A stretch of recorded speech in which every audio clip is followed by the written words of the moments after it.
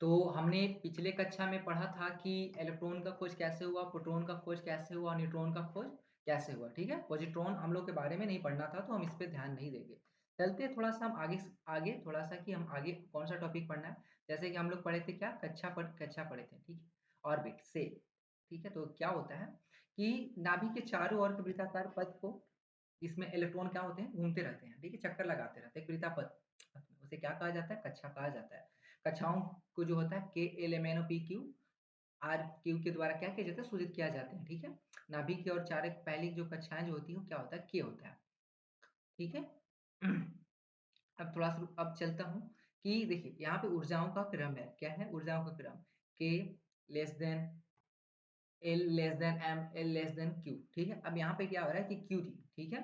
तो यहाँ पे क्यूरी नामक वैज्ञानिक था जिन्होंने कहा कि जो इलेक्ट्रॉनों की जो कक्षा होते हैं 2n² के रूप में होते हैं। अब जैसे कि यहाँ पे कल के ले ले, यहाँ पे n जहाँ पे है एक प्राकृतिक संख्या है। अब कल के ले ले यहाँ पे 1 लीजिएगा तो 1 के स्क्वायर कितना हो जाएगा, 2। तो यहाँ पे आप 2 लेने के बाद 2 के स्क्वायर तो कितना होगा, 2 के स्क्वायर 4 4 दूनी 8, फिर यहाँ पे 2 के स्क्वायर, यहाँ पे 3 के स्क्वायर, तो 3 के स्क्वायर कितना हो जाएगा, 9, 9 दूना कितना, 18, और फिर 2 मल्टीप्लाई 4 के स्क्वायर, 4 को 16, 16 दूना कितने होते हैं, 32, तो 2 8 18 32, फिर आगे 2 गुण मल्टीप्लाई 5 के स्क्वायर, 5 5 25, 25 दूना कितने हैं, 50, फिर 2 गुने कितना, 6 के स्क्वायर, 6 के 36, 36 दूना कितना, 72, तो 2 8 18 32 56, और कितने, सॉरी 25 दूना 50, 50 और कितने, 72। तो इस तरह से कक्षाओं की संख्या को यहाँ पे भरा गया है, जैसे कि यहाँ पे देखिए नंबर के तौर पे लिया गया है। तो देखिए, तो बोरबरी योजना के तहत एक बोरबरी बोला था कि हम कक्षाओं को जो है 2n² की कक्षा के रूप में क्या करते हैं, पढ़ते हैं। अब देखिए मैं थोड़ा सा पीछे आगे चलता हूँ। जैसे कि देखिए यहाँ पे क्या हो रहा है कि यदि कोई इलेक्ट्रॉन अपनी निश्चित कक्षा से रहकर, ठीक है, नाभिक के चारों ओर चक्कर लगा रहा है तो उसकी ऊर्जा में कोई परिवर्तन नहीं रहता है। यहाँ पे अगर बोल रहा है कि लेकिन अगर कोई भी कक्षा हो, ठीक है, और वो अपने ही कक्षा में इलेक्ट्रॉन मूव कर रही है, तो उसमें कोई ऊर्जा में परिवर्तन नहीं किया जाएगा। लेकिन यदि कोई, यहाँ पे बोल रहा है कि यदि कोई इलेक्ट्रॉन अपनी नाभि के नजदीक वाली कक्षा से दूर जाना चाहता है, तो उसमें क्या होगा, ऊर्जा ग्रहण करनी माने करेगी, ठीक है। तो अगर बोल रहा है कि अगर बाय द वे क्या होगा कि अगर कल की ले ले, यहाँ पे कोई इलेक्ट्रॉन है, दूसरी कक्षा में इलेक्ट्रॉन घूम रही है, ठीक है, और इसे बाहर इलेक्ट्रॉन यहाँ पे जाना है, दूसरी कक्षा में जाना है, तीसरी कक्षा में जाना है, तो इसे ऊर्जा ग्रहण करना होगा, और ग्रहण करके इसे तो एक ऊर्जा लगाकर अपने दूसरे कक्षा में प्रवेश करना होगा। और तीसरा पॉइंट क्या बोल रहा है कि अगर कोई दूर वाली कक्षा में कोई इलेक्ट्रॉन, जैसे कि बाय द वे यहाँ पे मैं 3 कक्षा ले लेता हूँ, और यहाँ से कोई इलेक्ट्रॉन घूम रहे हैं और उसे दूसरी कक्षा में आना है, पहली कक्षा में आना है, तो उसे अपने इलेक्ट्रॉन ऊर्जा को क्या करने होंगे, त्याग करने होंगे। यहाँ पे क्या बोल रहा है कि यदि कोई इलेक्ट्रॉन नाभिक से दूर वाली कक्षा से नजदीक वाली कक्षा में जाना चाहता है, तो ऊर्जा का क्या करना होगा, त्याग करना होगा। अब यहाँ पे बोल रहा है उपकक्षा, सबसेल, ठीक है। तो बोल रहा है कि प्रत्येक कक्षा की कई उपकक्षाएं भी होती है, जिन्हें एसपीडीएफ के द्वारा क्या किए जाते हैं, सूचित किए जाते हैं। देखिए कक्षाएं क्या होती है, एएलएमएन, ठीक है, उपकक्षा, एसपीडी एसपीडी एसपीडीएफ उपकक्षा, यहाँ भी है एसपीडीएफ। एस में अधिकतम इलेक्ट्रॉनों की संख्या 2 होती है, पी में 6, डी में 10, और एफ में कितने, 14 इलेक्ट्रॉन होते हैं।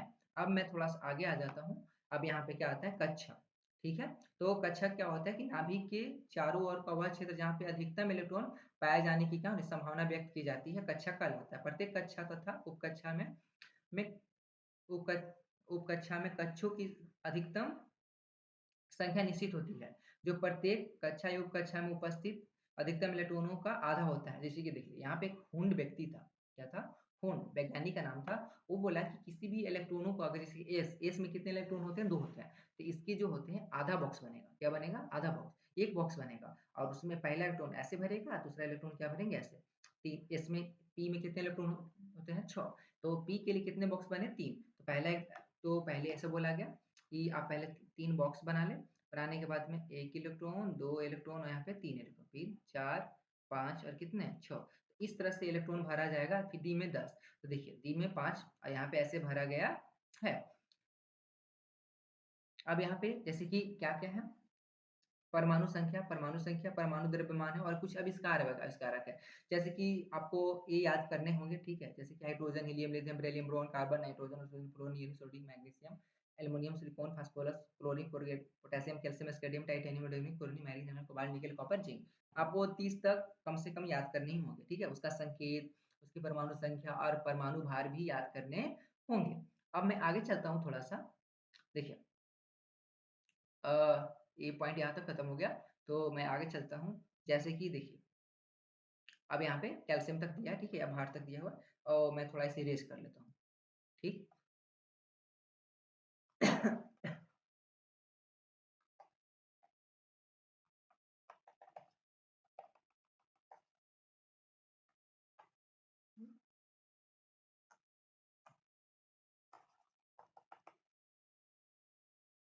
देखिए चलिए हो गया।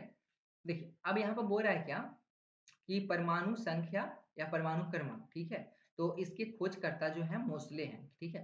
तो आधुनिक अवरसानी के जो खोज किए थे वो मोस्ले ही ने नहीं किया था, ठीक है। अब यहाँ पे इन्होंने जो सजाया परमाणु संख्या के आधार पे क्या किए थे, सजाए थे। तो यहाँ पे पहले ही मैं बताया हूँ कि P बराबर क्या, परमाणु संख्या, अर्थात P हमेशा किसके बराबर होगी, Z के बराबर होगा। अब यहाँ पे देखिए तो N, तो यहाँ पे जो N जो दिया हुआ है, Na मतलब होता है सोडियम, परमाणु संख्या 11, परमाणु भार कितने 23। तो यहाँ पे जेड कितना हो जाएगा, ए भार कितना हो जाएंगे 23 हो जाएंगे। तो यहाँ पे किसी क्रॉस के रूप में, और यहाँ पे होता है परमाणु भार और नीचे क्या होता है परमाणु संख्या। अब बात करूं उदासीन के बारे में, अगर कोई भी तत्व उदासीन होते हैं तो उदासीन के दौरान में उसके तीनों चीज बराबर होंगे, क्या क्या, प्रोटॉनों की संख्या, इलेक्ट्रॉनों की संख्या और जेड, ये क्या होंगे, बराबर होंगे। जैसे कि यहाँ पे देखिए दे रहा बोल रहा है कि सोडियम, तो सोडियम देखिए जेड पी ई तीनों क्या है, बराबर है, ए इतना और एन, तो एन मतलब होता है न्यूट्रॉनों की संख्या। तो परमाणु भार माइनस कितने होते हैं जेड, तो परमाणु भार इसका होता है 23, 23 में से 12 11 घट गया तो कितना आ गया 12, ठीक है। अब यहाँ पे यूरेनियम 9235, तो 9235 तो ये उदासीन है तो फिलहाल 92 होंगे। परमाणु भार की बात करता हूँ तो क्या, और 235 यूरेनियम की बात करता हूँ, न्यूट्रॉन की बात करता हूँ तो 235, 235 माइनस कितना 92, तो अर्थात कितने 143। अब धनावेशित की बात करें तो देखिए पहले देखिए मैं बात करता हूँ धनावेशित। तो अगर धनावेशित की बात करता है तो अर्थात धातु, तो यहाँ पे क्या हो जाएगा, जैसे कि देख लीजिए यहाँ पे सोडियम की बात करता हूँ, जैसे कि देखिए सोडियम, तो सोडियम की क्या होता है 11, तो 2 8 1, तो 1 का मतलब होता है कि इसके ऊपर क्या होंगे +1 होंगे, ठीक है। तो सोडियम पे +1, तो देखिए तो जब धनात्मक होंगे, क्या होंगे धनात्मक होंगे, तो उस दौरान याद रखना न्यूट्रॉनों की संख्या तो सेम वही उसी तरह से ज्ञात होती है, बस इलेक्ट्रॉनों की संख्या में कमी आती है। यहाँ पे इलेक्ट्रॉनों की संख्या क्या होती है, इसके पहले परमाणु संख्या कितना 10, अब एक इलेक्ट्रॉन क्या हो जाएंगे घट जाएंगे, प्लस होते थे घट जाते, कितने हो जाएंगे 10 हो जाएंगे, ठीक है। तो इस तरह से बनाया जाता है, ठीक। मैं एक और एग्जाम्पल ले लेता हूँ।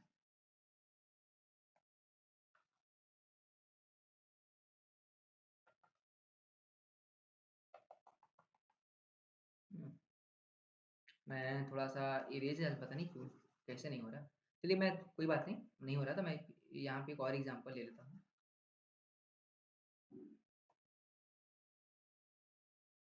देखिए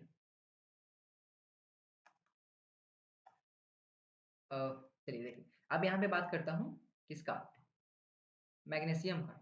देखिए यहाँ मिट गया। देखिए तो मैग्नीशियम, तो इस पे +2 होता है, तो 2 8 2, तो 2 अर्थात जब क्लास की किसी भी कक्षा में 1 रहे 2 रहे या 3 रहे, तो उसमें क्या होगा इलेक्ट्रॉनों का त्याग होगा। तो अर्थात सोडियम मैग्नीशियम पे कितने होते हैं 2 होते हैं, तो जेड और पी हमेशा 12 होंगे, इलेक्ट्रॉनों की संख्या में 12 - 2 10 हो जाएंगे। न्यूट्रॉन उसी तरह से ज्ञात किया जाता है, ठीक है। अब अमोनियम, ठीक है, तो अमोनियम में +1 हो रहा है, तो देखिए यहाँ पे क्या होता है, नाइट्रोजन की परमाणु संख्या कितनी होती है 7, हाइड्रोजन का 1 होता है, तो 1 गुने कितना कितने हो जाएंगे 11, कितने 11, लेकिन +1 होने के कारण घट जाएगा तो कितने हो जाएंगे 10 हो जाएंगे।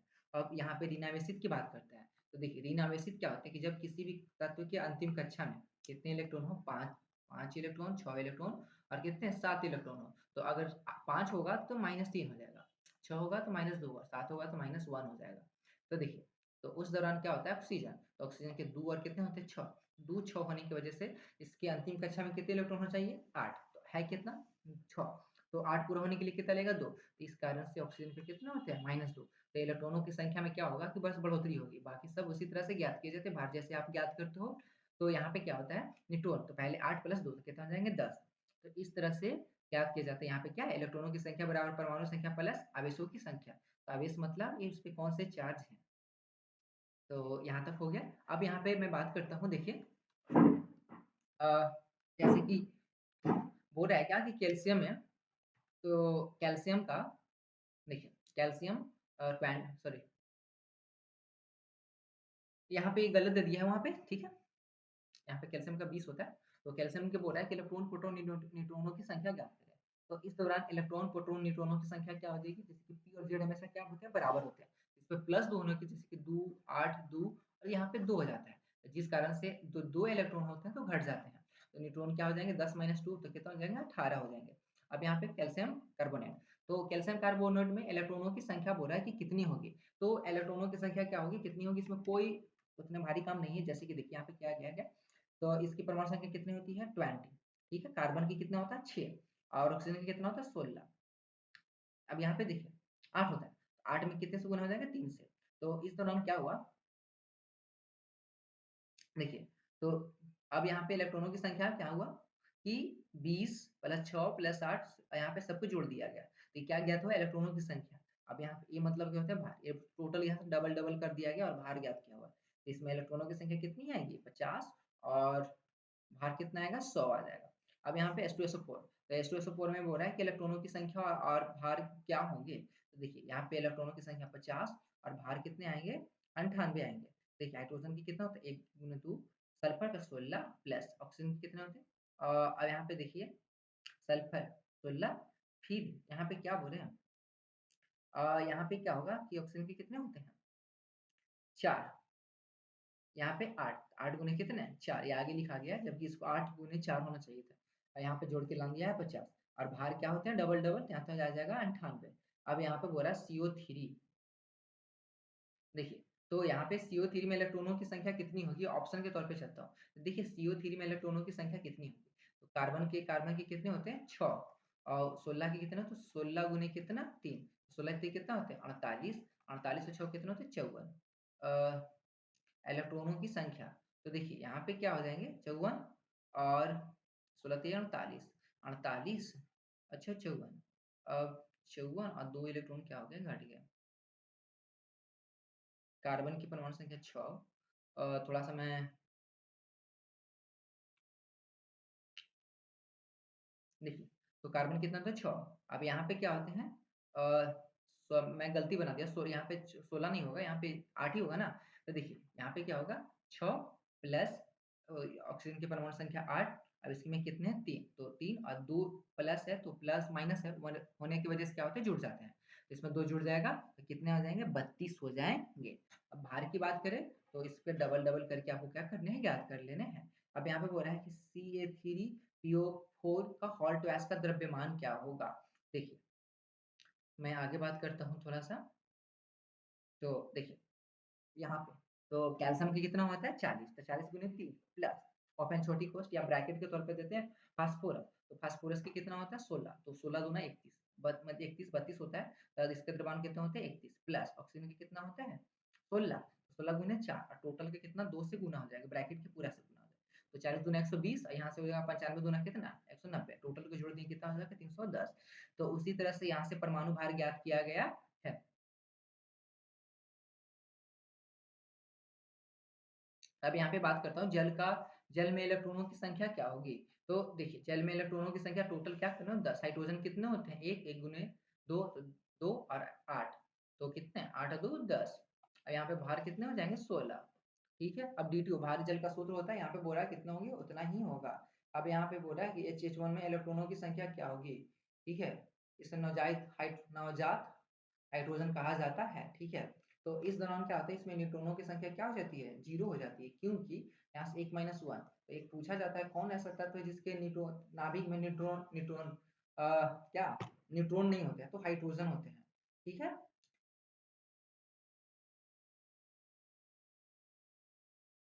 अब यहाँ पे अब यहाँ पे देखिए हाइड्रोजन के 3 समस्थानिक होते हैं, H H1 H H2 और यहाँ पे H1 H3। जब यहाँ पे H1 हो और H2 हो पर हो, तो देखिए यहाँ पे बोल रहा है कि इसे क्या भारी हाइड्रोजन कहते हैं, ठीक है। यहाँ पे इलेक्ट्रॉन प्रोटॉन 1 हो जाएंगे, न्यूट्रॉन कितना हो जाएंगे, 1, और भार कितने हो जाएंगे, 2 हो जाएंगे, ठीक है। जब H3 का हो जाएगा तो यहाँ पे देखिए ये क्या है, रेडियो सक्रिय होता है, ठीक है। रेडियो सक्रिय मतलब होता है कि जैसे कि ये विनाशकारी होता है, रेडियो सक्रिय का मतलब होता है, तो इससे अल्फा बीटा गामा रे किरण निकलते हैं, ठीक है। तो इस दौरान क्या होगा कि जैसे कि पी जेड ई सब क्या होगा, 1 और न्यूट्रॉन कितने हो जाएंगे, 2 हो जाएंगे, और ये कितने हो जाएंगे, 3 हो जाएंगे। अब यहाँ पे बात करता हूँ, जैसे कि बोल रहा है क्या,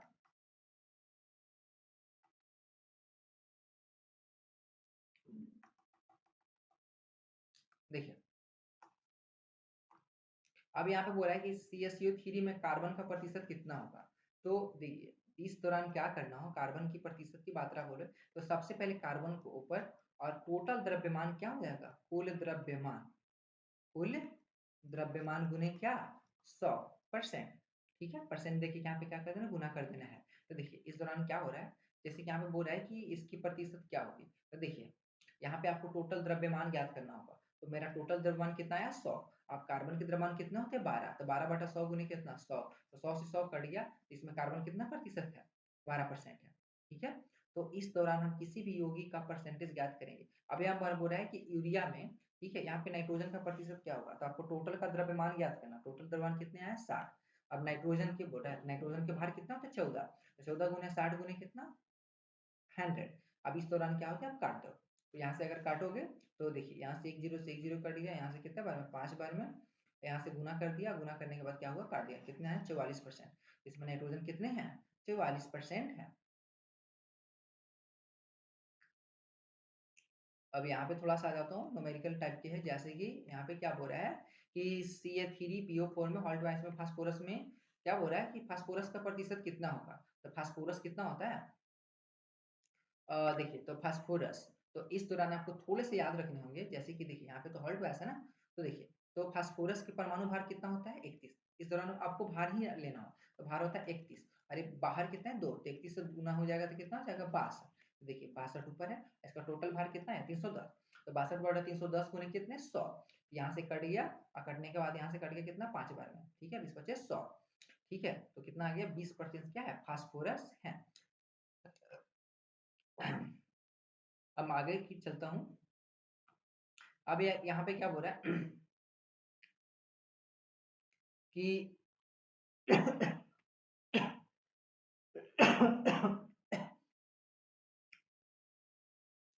तो आज के लिए इतना ही, ठीक है, मिलते हैं नेक्स्ट वीडियो में।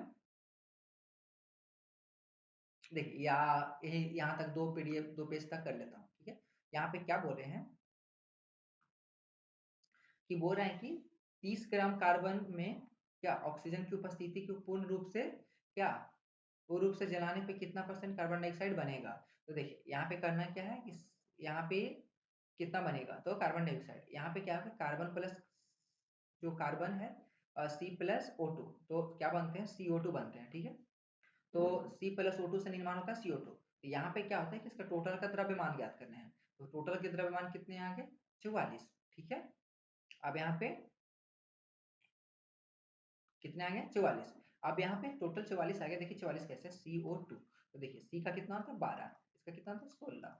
16 गुने 2, 16 दूना 48, 48 सॉरी 16 दूना 32, 32 से 12 कितने होते हैं, 44। यहाँ पे कितने हुए, 44। तो 1 ग्राम, तो टोटल कितने हैं, 44। 44 बड़ा कितना, 12। यहाँ पे अब यहाँ पे बोल रहा है कि 30 में कितना होगा। तो 44/12 गुने कितने, 30। यहाँ से अगर गुण मतलब करेंगे, तो करने के बाद जो सोल्यूशन आएगा कितना आएगा, 110 ग्राम कुछ कार्बन डाइऑक्साइड क्या होंगे, हमें प्राप्त होंगे। तो देखिए अब मैं आगे चलता हूँ थोड़ा सा यहाँ पे। तो यहाँ पे क्या बोल रहा है कि 10 ग्राम हाइड्रोजन में उपस्थित ऑक्सीजन की उपस्थिति में जलाने पे पूर्ण रूप से कितना, मतलब कितना ग्राम जल की प्राप्ति होगा। तो देखिए पहले सबसे पहले करना क्या है कि आपको जल का पहले परसेंटेज ज्ञात कर देना है। तो देखिए जल का, तो देखिए क्या बोल रहे हैं, जल का, तो जल का कितना होता है, द्रव्यमान कितने होते हैं, तो H। तो देखिए इस दौरान क्या होते हैं कि देखिए पहले क्या कहना है कि हाइड्रोजन का निर्माण कैसे हुआ, तो H+O2 से भी किया करता था, क्या बनता है, H2O का निर्माण होता है। लेकिन इसे बैलेंस भी तो करना पड़ेगा। तो इसको बैलेंस करने के लिए यहाँ पे क्या देते हैं, 2, और यहाँ पे भी क्या कहते हैं, 2। यहाँ पे हाइड्रोजन कितने होंगे, 4। हाइड्रोजन 4, ऑक्सीजन कितने होंगे, 2। तो इस दौरान आपको पहले यहाँ ज्ञात करना होगा कितना, 36 ग्राम। तो 36 ग्राम क्या ज्ञात हो गया, ऑक्सीजन। अब क्या बोल रहे हैं, हाइड्रोजन के, तो हाइड्रोजन है कितने, कितने, 4। तो 4 नीचे आ गया, तो 36/4। और ये कितना ग्राम दिया हुआ, 10। तो 36/4 गुने कितना, 10। ठीक है, तो इस तरह से 90 ग्राम तो H2O हमें क्या होंगे, प्राप्त होंगे। तो इस तरह से किसी भी चीज का हम निर्माण करते हैं। आगे हम लोग को पढ़ना है ऑफ बाउ का नियम। तो ऑफ बाउ का नियम है था क्या-क्या? मैं पहले भी प्री बेसिक केमिस्ट्री में ये टॉपिक पढ़ा दिया हूँ, लेकिन जब मैं फिर से पढ़ा रहा हूँ, तो ये मैं नियम फिर से पढ़ाऊँगा। देखिए, ऑफ बाउ ने ही बताया था कि किसी भी तत्व के अंतिम कक्षा में ये 2-3 इलेक्ट्रॉन रहेंगे तो क्या होंगे? धातु होंगे, ठीक है? 5, 6, 7 इलेक्ट्रॉन रहेंगे तो अधातु होंगे। अगर अंतिम कक्षा में 2 और 8 इलेक्ट्रॉन होंगे तो क्या होंगे? अक्रिय होंगे। और अंतिम कक्षा में प्लस माइनस 4 इलेक्ट्रॉन रहेंगे तो क्या होगा? उपधातु होगा। क्या होगा? उपधातु होगा। तो इस तरह से हम लोग याद करते हैं। आगे हम लोग पढ़ेंगे ऑफ बाउ का सिद्धांत। मिलते हैं नेक्स्ट वीडियो में। अच्छा लगे तो हमारे चैनल को सब्सक्राइब करें।